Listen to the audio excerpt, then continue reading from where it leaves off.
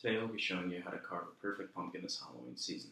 We're upon the season of ghosts and ghouls, so I'm sorry if this gets a little spooky. Since I've been a little kid, I've been carving pumpkins with my family every single year. Since I've been doing this every single year since I've been a little kid, the technique has just been embedded into my mind. It's been something that I easily remember. Not only is this a family tradition, but this is a tradition that has been going on with families for years and years. This practice has originated from a man named Stingy Jack. Stingy Jack is a legend that goes, God would not allow him into the heavens because he was such an unsavory figure, and since Jack also tricked the devil many times, he would not allow him into hell. The devil gave Jack just a burning piece of coal to find his way through the night. Jack then took this burning piece of coal and put it into a carved out turnip, and he's been roaming the earth ever since. This story has led to the name Jack-o'-lantern. Today I will be showing you how to carve a perfect pumpkin. I will give you the materials and tools you will need. Later I will list the tools.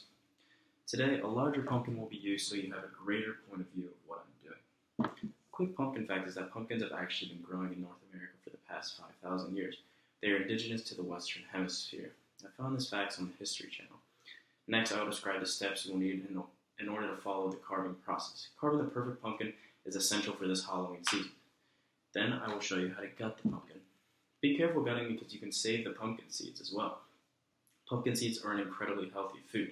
Dr. Mercola, a New York Times bestseller and even graduated from the University of Chicago, Illinois, states that pumpkin seeds are great for your immune system, your heart health, and your liver health. Next, I will describe the design process and how to mark your design. This is the most creative and spooky part of Halloween because not only can you do a spooky design, but you can do a goofy design, which keeps it fun and what keeps kids doing it every single year. Next, I will show you how to light your pumpkin. Some say you don't need a light in your pumpkin, but it gives it that little extra spooky effect for everyone to see at night. I hope you all get the chance to carve your perfect pumpkin. It's been something that me and my family have been doing every single year, and I love it. The order of my demonstration will go the materials and tools needed, the carving and gutting of the pumpkin, and the designing and lighting of the pumpkin. First, I'm going to go over all the materials and tools needed today.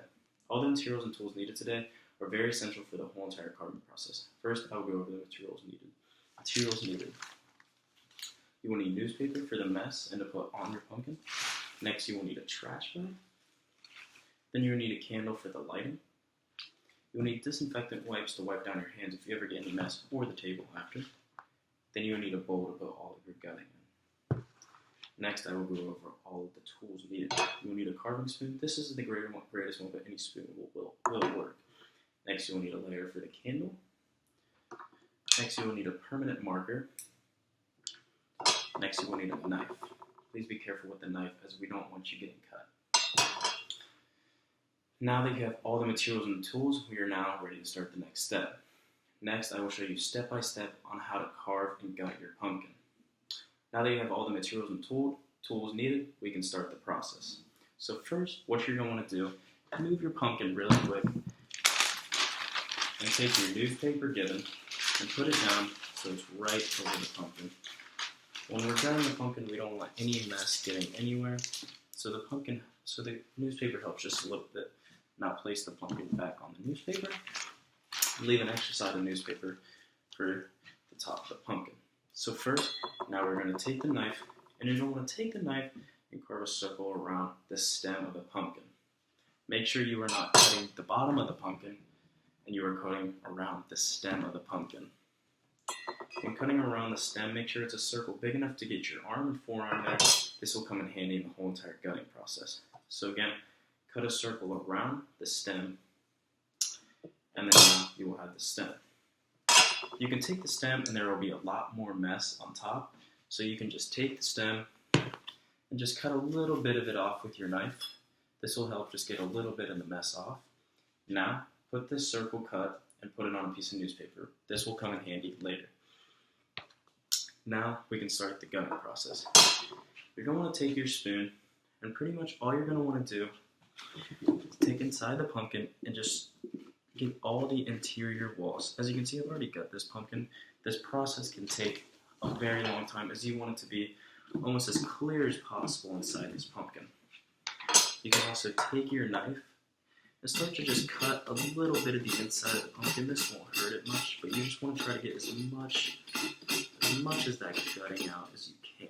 This is the most important part. You don't want to keep a lot of gutting in there. And again, just take your spoon, try to get as much of that gutting out as possible, and put all that gutting in the bowl. This is all the gutting that I've got.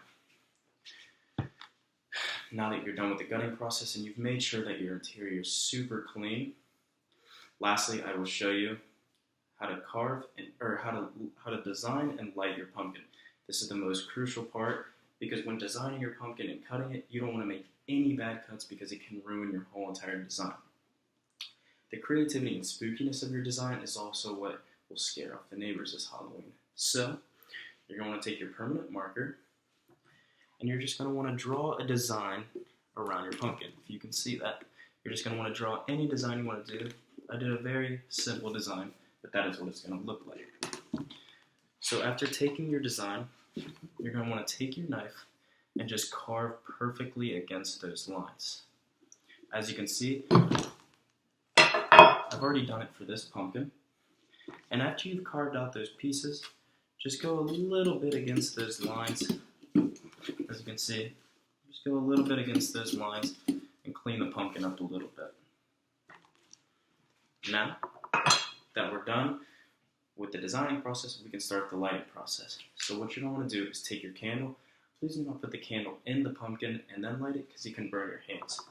So what you're going to want to do is take the candle, place it upside down, and take your lighter.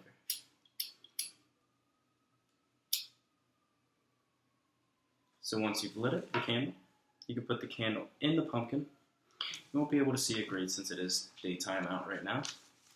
But once you're done with the designing and lighting process, you want to take the top of your circle again, and you want to place it back on top of the pumpkin. It may fit awkward at times, but try to find the perfect place on how it was cut, and this is what your pumpkin is going to look like. Finally, your pumpkin is finished and ready to scare off the neighbors. You may be thinking, what decoration should I use this Halloween to spook up your house? A pumpkin is the perfect choice. I hope you all had the chance to make the perfect pumpkin. None of this would have been possible without the materials and tools needed. Without one material, the whole entire carving of the pumpkin would go from spooky to spooky gone. I hope my steps are clear and easy to follow. Carving the perfect pumpkin is essential for the spooky time of year, so make sure to follow all these steps. Like Emily Sinnabogan once said, this might just be a simple tradition, but as they used to say, it can be used to ward off the devil. So make sure your pumpkin is perfect and, of course, scary.